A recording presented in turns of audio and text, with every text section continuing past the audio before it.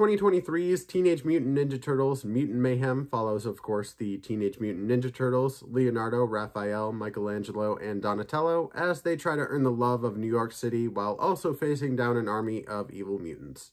Getting into the voice cast, starting with the Turtles, as Leonardo we have Nicholas Cantu, as Raphael we have Brady Noon, as Donatello we have Micah Abbey, and as Michelangelo we have Shaman Brown Jr. Aside from the actors playing the Turtles, we also have Jackie Chan playing Master Splinter, Ayo Edebiri plays April O'Neil, Giancarlo Esposito plays Baxter Stockman, Maya Rudolph plays Cynthia Utrom. Then getting into the main villain as well as his mutant crew. As the villain Superfly, we have Ice Cube. As Bebop and Rocksteady, we have Seth Rogen and John Cena. We have Hannibal Buress as Genghis Frog. Then we have Paul Rudd and Post Malone as Mondo Gecko and Ray Fillet.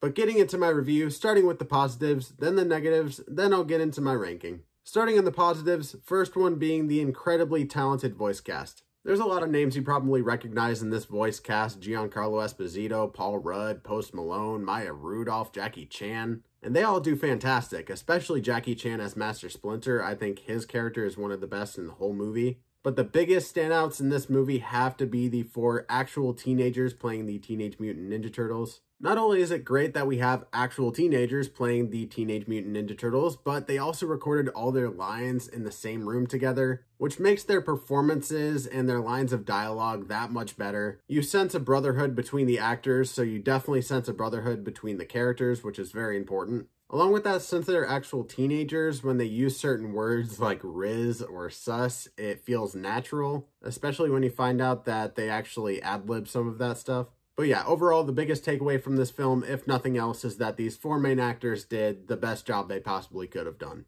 The next positive is the animation. I think the animation in every aspect of this film looks fantastic. They mix up a lot of different styles, similar to an Into the Spider-Verse film or even Mitchell's The Verse of the Machines. There are aspects of it that will be hand-drawn, almost stop motion, almost look like claymation. And it's not necessarily something new. Quite a few films have done it now, but it's something that's still fresh and works very well for this film here.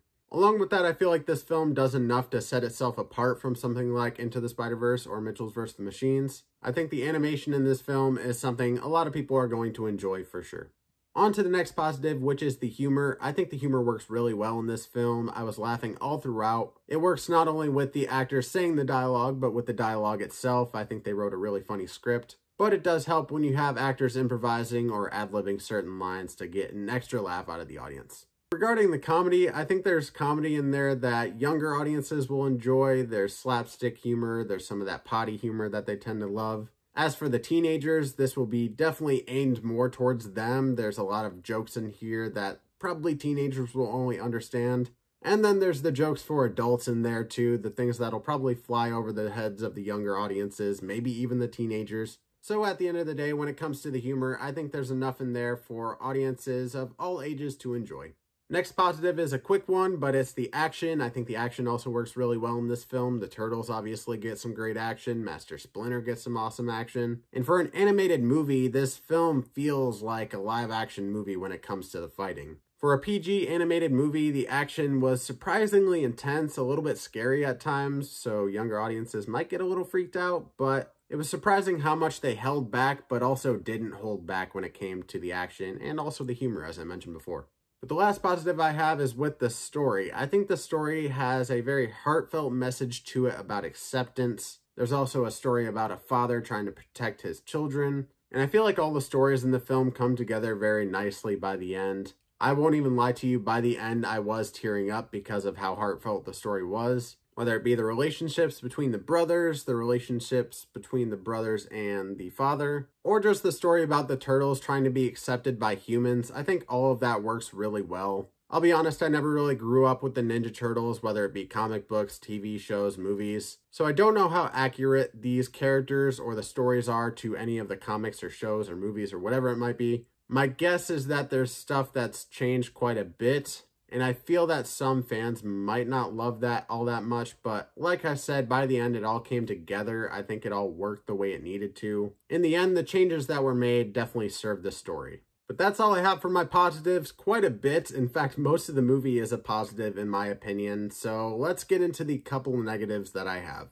The first negative is some aspects of the humor, mainly when it comes to using certain popular lingo that we're using right now, like Riz or sus. It worked in the movie, but is it going to work in the movie a year or two down the line when those words aren't being used anymore?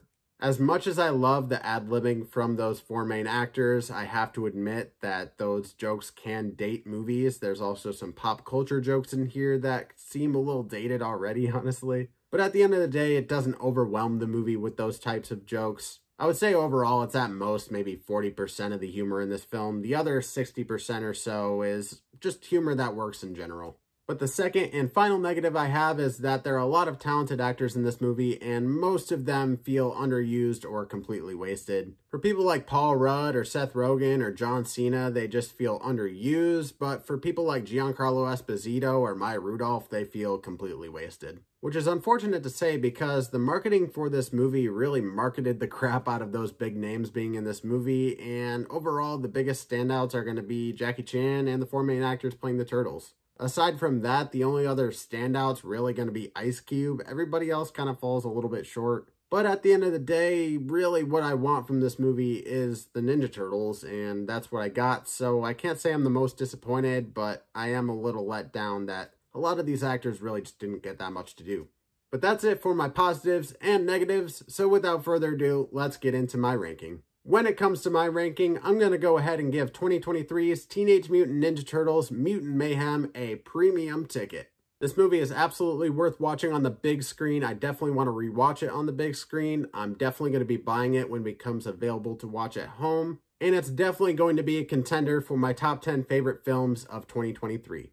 But those are just my opinions on TMNT Mutant Mayhem. I want to hear yours down in the comments below. Have you seen it? Did you love it? Did you hate it? Are you in the middle? Have you not seen it? Are you planning on watching it anytime soon? Why or why not? Really, any comments you have for me, I would love to hear from you. I respond to as much as I can. But do me a favor and karate chop the like button, elbow strike the subscribe button, and gently tap the notification bell for a large cheese pizza.